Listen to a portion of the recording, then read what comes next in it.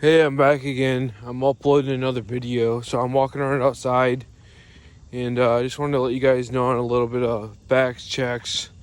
Um, Basically, my accident happened on October 12th of 2006, and it's been about 18 years now since basically my accident. So I'm well healed. I'm well matured in my brain injury. And it's to the point to where I should be out on my own and doing my own thing. But these last few years, like 3 or 4 years, has been real rough for me because in the company that I'm in now, like as far as I'm concerned, hasn't been very good to me. And my guardian wants to keep me here at this time, and I don't think it's really nice of him to do, but I can show you the facts that I know on my side. What I think that was wrong on their doing, on everyone's doing for what they did to me. Again, I live in the state of Michigan, so a lot of this stuff is going to be basically irrelevant when I bring it up. Not irrelevant, but like legal in the state of Michigan, so it's not going to be illegal to do or nothing like that. So, we'll start off with like this thing. This is illegal. So like I was living in my first group home, and I was threatened to be killed by a client, and I brought it to whoever's attention. They didn't do nothing about it. This happened several to 8 times over again within a course of what, maybe several or more times, at least multiple times, over and over again, until I got fed up with it, and I said, you know what, enough is enough. He's actually going to do something because he's getting really pissed off at me now. This client is, and he's getting out of hand, and he's getting agitated, jumping in my face, spitting in my face, and threatening me more and more, and I felt unsafe. So I called the cops. I said my staff aren't doing nothing about it, and this so-called client that lives at the house was threatening to kill me with a baseball bat, to shove it up my ass and to pull it out of my ass and beat it with me to a bloody pulp if he got a chance to. So at this point, I'm like, okay, so if he even got a fork or something, he could stab me to death with it. And we have forks in the house. We have butter knives in the house and stuff like that. So he could stab me with anything. So at this point, I feel unsafe. So I call the cops. I walk outside, go to the end of the driveway, and I deal with that situation. And I get moved from that house to another house where I'm put into a house where it's extremely disabled people and extremely challenged people. And basically, I'm put in an upstairs bedroom where I'm alone. I'm secluded from them, but I still have to come down and get my medication for my daily check-ins and stuff like that for what I need to do and basically behave myself. So that's what I did. I did my daily routine, did all my ADLs, did everything I was supposed to. I was very well educated like I am now. I didn't cause any problems, and through the process of staying there, I guess I didn't do nothing illegal, but I just wanted to dabble in this for some reason because I thought maybe I would feel better and I could possibly enjoy life better because I could talk to the staff more frequently because they were doing it also as well. Not only just me, several of the staff were smoking as well. So I decided to get some weed and a CBD weed or whatever, and I decided to basically, I smoked it for a while, and I decided to hide it from my guardian and everyone, and then finally, when it came time for me to go drop, I dropped dirty. So after that, I was found, my room was searched, and I was told that I had regular marijuana in my room, And then I was told that before that I stole items from a rehab train, or not rehab trains, but a transportation company. That supposedly I stole an iPad, a Dyson vacuum, and something else from them supposedly. And I supposedly got in trouble for that also. I called the cops to defend myself, and then supposedly the head lead of the program, of that section of the AFC program, had the cops turned on me, and they were there to arrest me instead for the items that were missing. You understand what I'm saying now?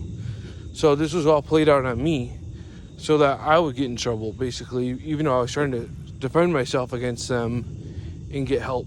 And it's like, I told my guardian this, and he said, don't ever talk to the cops, don't ever mention anything, say I want to talk to my attorney, blah blah blah, and refrain from talking to him. I said, okay, thank you. But now that I'm listening to him and I'm understanding him more, it's like he doesn't listen to me. So I'm trying to reach out to him more and get his opinion and stuff as a man-to-man conversation. You understand what I'm saying? And it seems like it just doesn't get through to him or nothing. So it's like he is like talking to a wall or someone that has no hearing, you know? So at this point, I get moved from that house. Well, before I get moved from the house, before all this happened, I was in a vehicle, or after that happened, before everything, and I got moved, and I was in a vehicle. I was still staying there for a little bit, right? And I was in a van, similar to like a wheelchair van, but I was sitting in the middle row of the van next to a paraplegic, not a paraplegic, but a half paralyzed man that was sort of paraplegic, but can move both his arms and could talk. And he was making sexual gestures towards me, like basically, do you want to fuck me? Do you want to fuck me? Kept repeating himself. And I kept telling him, no, please leave me alone. Stop harassing me, and quit messing with me. I kept telling him this, and I told him to leave me alone one more time. And then he started to wail me in the chest, hit me in the chest and against my throat. And then he reached underneath my shorts and grabbed my testicles and cock and started fondling them. And I said, okay, so that was the last straw for me. I said, enough is enough. I don't need to be molested by a paraplegic that is hitting me in the throat, hitting me in my chest. And I told the staff, obviously, and they're not stopping the vehicle. They're not doing nothing to prevent this from happening. They're just yelling at him like he's a child. And that's it. They're just giving him a slap on the wrist. And that's all they can do. So at this point, I'm fed up with the bullcrap. And this is not a story. This is actual events that happened. So, and now I'm already in all this trouble with the cops. I'm in trouble with my lawyer. I'm in trouble with marijuana. I'm in trouble with my case manager because I'm smoking it and everything. And supposed marijuana, CBD marijuana and everything. And then they don't believe me on nothing. So they think I'm always lying or making shit up. So, and they think that I'm smoking with this person, that person, whatever, getting it from here and there. They're questioning me left and right. And it's like, not everything's true what comes out of other people's mouths. So what you hear from, say for instance, a friend of mine, or maybe hearsay from what my parents say, that's not true. So you got to hear from the horse's mouth, my mouth. That means me, myself, and I.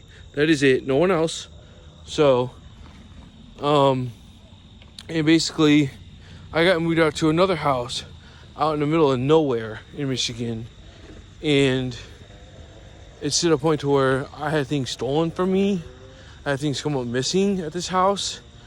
I'm in a less demeaning house where the staff are cool and everything, but the clients are more challenged. They repeat themselves all the time. They have challenging days.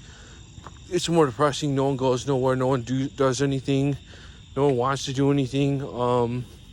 and it's just very depressing at times. I don't know why. So, and sometimes I just don't know what to do anymore, because I try to tell them, my guardian and everyone, what's going on, and they don't believe me at times until they have to come here for a couple hours maybe to see what's going on and realize that I'm not lying to them about my situation. Like my case manager, she popped in for maybe 30 minutes and sat in the second living room, didn't see shit, didn't understand what was going on, didn't understand the demeanors that I was seeing every day, the mannerisms I had to deal with, and all this other bull crap. So it's like, I'm not complaining about this, but I'm basically stating facts that are true, that should come out now and not later, that they should see on YouTube, obviously, because they don't want to do nothing about it, that I have to make public for them to understand that, okay, this is real, this is not a joke, it's not a game, it's not something I want to play every day, it's not something I want to live every day. I wouldn't deem this against no one. I would never want anyone to have a brain injury or live with this.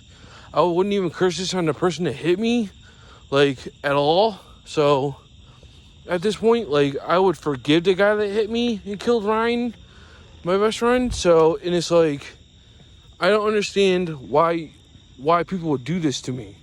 Like, I don't want to live with this anymore, basically. But at this point, I have to. I have no choice. So, like, every day I had to live with the same cycle over and over again with every group home I go to. And it's like, it never ends. It never ends. Because they don't want to put me in my own living arrangements, or they never want to give me a chance to live on my own, or give me a real job, or give me my own money, or let me do my own thing. And it's like, it's frustrating. Because, like, I'm just putting on more drugs or different drugs to basically, like, slow me down or make me think slower, so that I'm almost brainwashed to the point to where I think I'm doing better, but really I'm not. Like tonight, they're trying to give me more drugs tonight for my situation. And it's like, I don't want to take them, but I have to, because then it goes against my program. So I had to take them tonight. Like, I'll show you guys exactly what happens in, like, say, I'll give you guys 30 minutes from now, after I upload this video, I'll be higher than a kite. I swear to God. So, I'll see you guys in like 30 minutes. Peace out.